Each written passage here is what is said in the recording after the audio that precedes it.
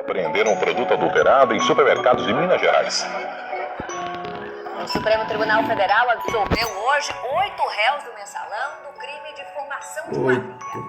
Não está efetivamente demonstrada a presença do dolo específico do crime de quadrilha. De acordo com a polícia, as empresas citadas adulteravam a data de validade das carnes. O produto saiu de 2 cooperativas de Minas Gerais que adicionavam soda cáustica e água oxigenada no leite. Se fica sendo passada para trás? A Polícia Federal que classificou como farra do INSS o escândalo de descontos ilegais em benefícios de aposentados e pensionistas. Na segunda-feira começa a ser cumprida a decisão da Justiça que prevê a devolução dos bens que foram apreendidos durante as investigações contra o traficante André do Rio.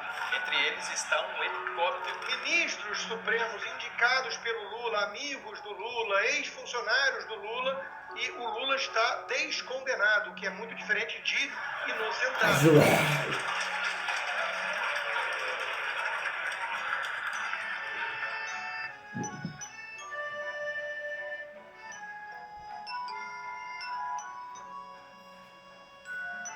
Dinheiro de imposto bancando artista.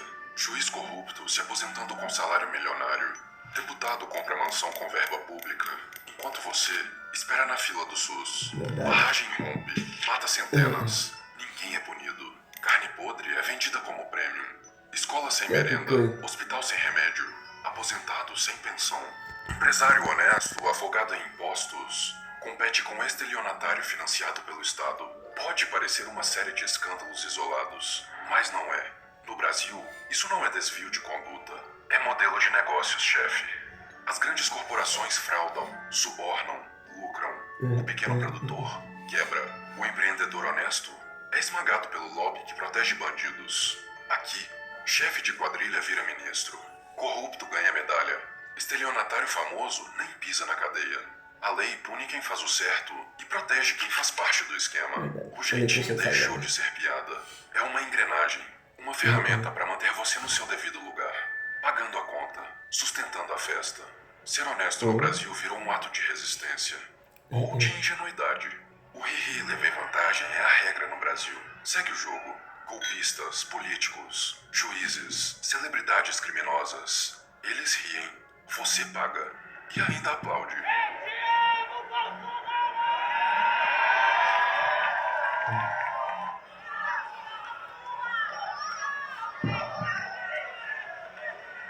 Seja bem-vindo à República dos Palhaços. Quando eu falo, nós vamos voltar a reunir a família no domingo e nós vamos fazer um churrasquinho e nós vamos comer uma fatia de picanha com uma gordurinha passada na farinha e tomar uma porra de uma cerveja gelada. Eu deixo o povo em delírio, porque é isso que o povo quer. Não é isso que o povo quer, ó. Aí. Vai ter. Farinha tá caro. Ovo tá caro. Nós já picamos.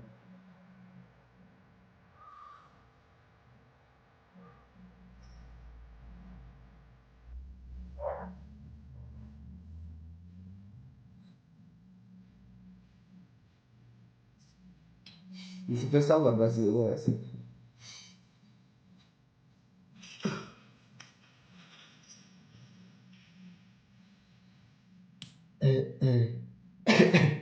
Brasileiro é um povo marcado, mas também é povo feliz. Aqui, nada é fácil. Mas enquanto tiver futebol, carne na brasa e uma cervejinha, tá tudo certo. Pelo menos, era o que a gente pensava até pouco tempo atrás. Porque hoje em dia, meu parceiro, carne na brasa não tem mais. Só sobrou a cervejinha e ainda assim, continua tudo bem. A gente se acostuma com tudo. O brasileiro aprendeu a sorrir de barriga vazia. Acorda cedo, pega busão lotado. Vive com um salário corroído mês a mês pela inflação. O troco, que já é pouco, vale menos no mês que vem. Prometeram picanha, mas entregaram só a pica. O café já não dá mais pra comprar, mas se é pra curtir um feriadinho, o brasileiro dá um jeitinho. Ele tinha um sonho e a passagem só de vinda. Me conta um pouco, o que você fez pra chegar até o Rio de Janeiro? Eu vendi o lote, a minha mãe tinha um lote, né, que tava no meu nome, ela tinha colocado no meu nome esse lote. E aí eu coloquei na venda, no Marketplace, e aí eu consegui fazer a venda, eu comprei só a minha passagem de vinda, E eu já vou ficar aqui mesmo pelo Rio. Eu vou conseguir ficar tudo. Coitado da mãe desse garoto. Juntou um dinheirinho, trabalhou suado pra comprar um lote pro vagabundo morar. O cara pega e vende pra assistir show.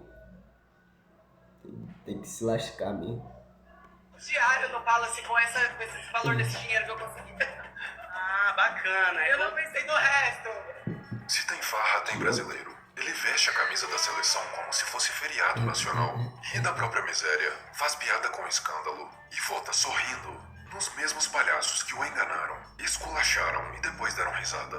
Porque na verdade, não sobra tempo para estudar, para se melhorar, pensar.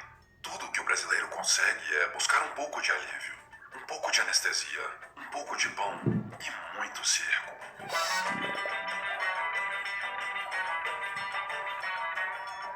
Isso não é mero acaso, é estratégia. Tem gente lucrando alto para manter essa tragédia cômica. Os palhaços, é claro, somos nós. Mas o espetáculo tem diretor e roteirista. E então você se pergunta, quem é que tá rindo à toa? E como é que eles te mantêm nesse circo? Bandido.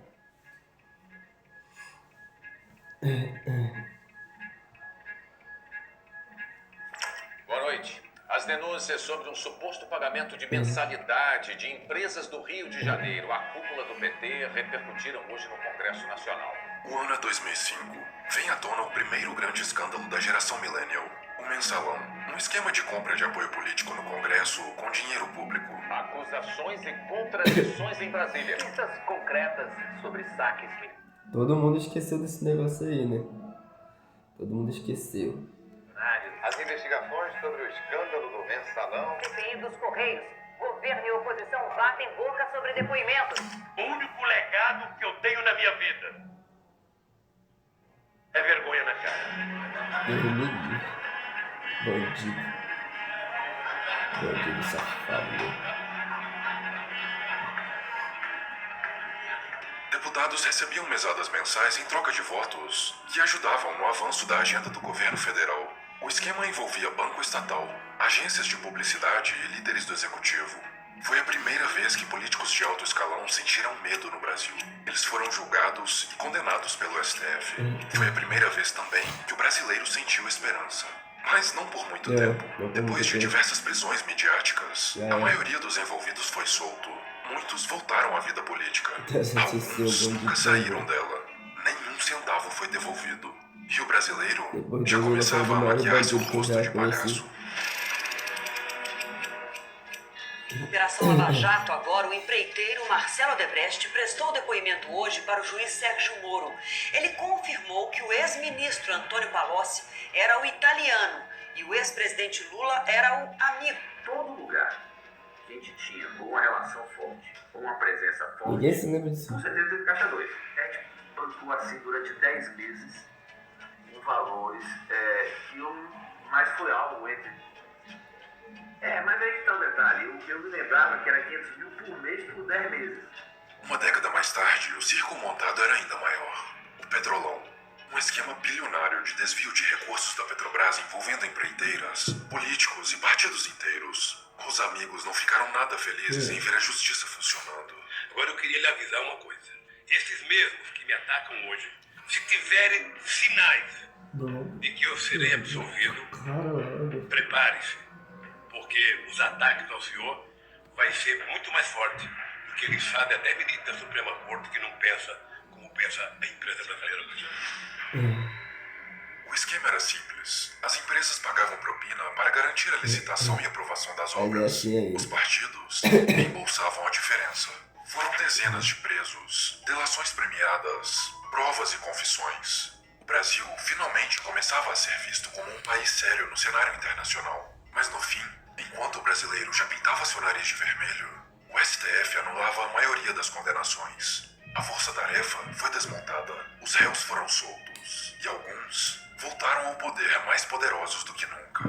O ministro Edson Fachin, do Supremo Tribunal Federal, anulou hoje todas as condenações do ex-presidente Luiz Inácio Lula da Silva pela Justiça Federal do Paraná na esfera da Operação Lava Jato. Com isso, Lula volta a ser elegível. Com a decisão, Lula volta a ser elegível, podendo disputar as eleições de 2022.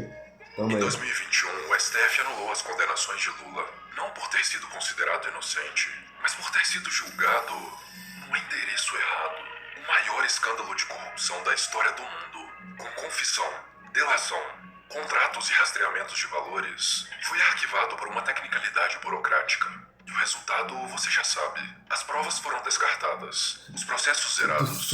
E Lula não foi inocentado, foi descondenado. Muita gente achou que era difícil. Aliás, muita gente achava que eu jamais ia votar. Porque o político, quando rouba, ele submerge. Eu, ao invés de me esconder, fui pra cima dos acusadores. O réu que virou candidato, o condenado que virou presidente. E o brasileiro, agora vestindo sua peruca colorida, finalmente entendeu que, aqui no Brasil, o sistema não pune quem joga o jogo. Ele protege. A elite política tem foro privilegiado. Um escudo jurídico que considera político um ser divino, acima do cidadão comum. Os processos desses caras são julgados e controlados por ministros, e indicados por eles mesmos. E mesmo quando chegam a ser condenados, tem a tal da prescrição.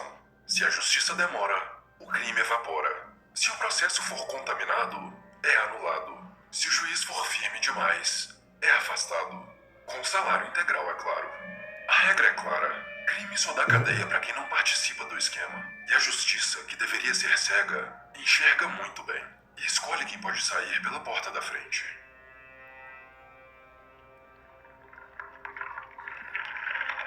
Janeiro de 2019. A barragem da mina Córrego do Feijão começa a ceder em Brumadinho.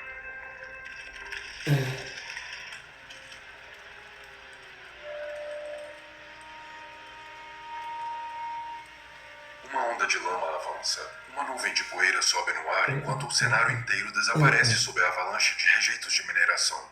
270 pessoas morreram soterradas. Famílias inteiras perderam suas casas. Olha lá, gente, o que virou a minha casa? O meu serviço, o que virou o meu serviço, gente? Eu tava acabando de falar com ela no telefone quando aconteceu. Muita gente foi embora, inclusive a minha irmã, né? Minha irmã, os colegas da minha irmã, até a esposa, o marido dela tá ali. Não era a primeira vez. 4 anos antes, a barragem da Samarco havia rompido em Mariana. A lama tóxica percorreu mais de 600 quilômetros, causando danos ambientais irreparáveis. Uma entidade conectava as duas tragédias. Vale do Rio Doce. 2 eventos, mesma empresa, mesmo desfecho. Acordo bilionário. Multas diluídas em décadas. E o mesmo número de prisões que os amigos do governo costumam receber. 0. Mas nem sempre a palhaçada acontece lá fora. Às vezes, ela é servida à mesa.